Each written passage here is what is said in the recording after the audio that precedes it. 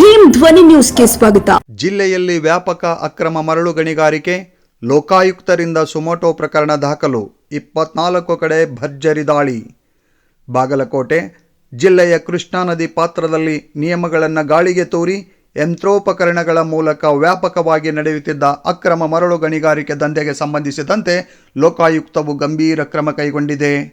ಜವಾಬ್ದಾರಿ ಮರೆತ ಅಧಿಕಾರಿಗಳ ವಿರುದ್ಧ ಸ್ವಯಂ ಪ್ರೇರಿತ ಸುಮೋಟೋ ಪ್ರಕರಣ ದಾಖಲಿಸಿಕೊಳ್ಳಲಾಗಿದ್ದು, ಇಂದು ಬೆಳ್ಳಂಬೆಳಗ್ಗೆ ಏಕಕಾಲದಲ್ಲಿ 24 ಪ್ರದೇಶಗಳ ಮೇಲೆ ಲೋಕಾಯುಕ್ತ ಪೊಲೀಸರು ತರಾತುರಿ ದಾಳಿ ನಡೆಸಿದ್ದಾರೆ.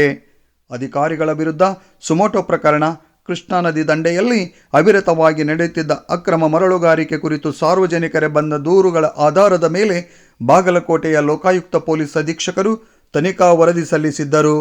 ಹುನಗುಂದ, ಇಳಕಲ್, ಮುಧೋಳ ಹಾಗೂ ಬಾದಾಮಿ ತಾಲೂಕುಗಳಲ್ಲಿ ನಡೆದ ಅಕ್ರಮಗಳ ಕುರಿತು ಗೌಪ್ಯ ತನಿಖೆ ನಡೆಸಿದ ಬಳಿಕ ಈ ಸ್ವಯಂ ಪ್ರೇರಿತ ಪ್ರಕರಣವನ್ನು ದಾಖಲಿಸಲಾಗಿದೆ.